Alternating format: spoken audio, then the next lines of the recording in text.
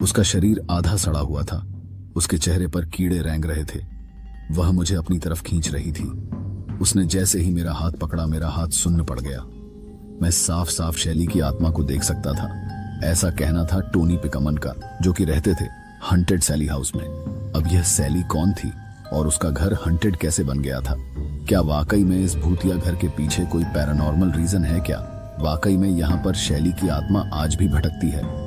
इन सभी सवालों के जवाब मिलेंगे आपको आज की इस दिल दहला देने वाली कहानी में। तो जल्दी से सब लोग अपने अपने जूते चप्पल निकाल दो, क्योंकि हम चलने वाले हैं डेमोनिक शैली के घर के अंदर। आज के फाड़ू वीडियो में यह घर शुरुआत के समय से ही हंटेड नहीं था। यह घर 187 में बना था।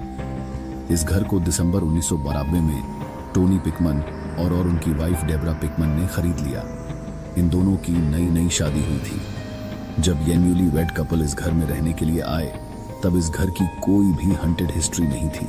इन लोगों ने अपने होने वाले बच्चे के लिए भी एक रूम सेलेक्ट करके रखा था। इसी घर में वो लोग इस रूम को बहुत ज्यादा सजाते थे, बहुत प्यार से रखते थे इस पूरे घर को, क्योंकि ये उनकी मेहनत की कमाई से खरीदा गया पहला घर था। लेकिन उनके साथ एक कुत्ता भी था, जो कि हमेशा उस रूम में जाकर अजीब हरकतें करता था, जो उन लोगों ने अपने होने वाले बच्चे के लिए सिलेक्ट करके रखा था।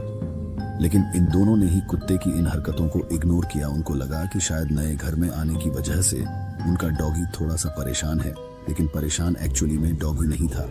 वह तो आने वाले खतरे के बारे में इन दोनों को बताना चाह रहा था। इन लोगों को इस घर में करीब 1 साल हो चुका था। इस 1 साल के दौरान घर में अचानक लाइट का जल जाना, चीजों का गिरना, कांच की चीजों का फूटना, रात के समय घर से अजीब सी आवाजें आना, घर के अलग अलग इलाकों में अंड महसूस होने जैसी घटनाएं ये लोग कई बार महसूस कर चुके थे।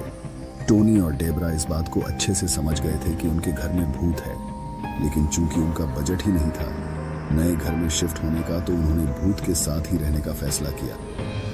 क्योंकि पहली बात तो उन्हें भूत दिखाई नहीं दिया था, और दूसरा वो लोग भूतों पर विश्वास नहीं करते थे। इसी घर में उनका एक बेबी भी हो गया, और उस बेबी को उन्होंने उसी कमरे में रखा जिसमें कुत्ता हमेशा जाकर भूखा करता था। लेकिन डेबरा इस घर में होने वाली कुछ चीजों से बहुत ज्यादा परेशान हो चुकी थी, जिनमें से कि एक घटना थी उसके बेबी का रात में ना सोना। डेबरा को हमेशा ऐसा लगता था कि कोई अदृश्य आत्मा है जो उसकी बेबी के साथ रात में 2 बजे के बाद खेलने लगती है, जिसकी वजह से बेबी सोता नहीं है।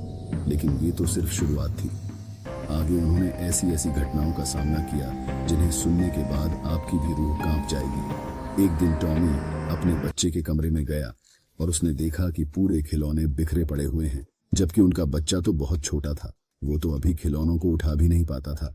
टोनी को लगा कि शायद डेबरा ने ये खिलौने फर्श पर फैलाए होंगे बच्चे को खिलाने के लिए, तो उसने सारे खिलौनों को जमा दिया अपनी जगह पर। सारे खिलौनों को अच्छी तरीके से की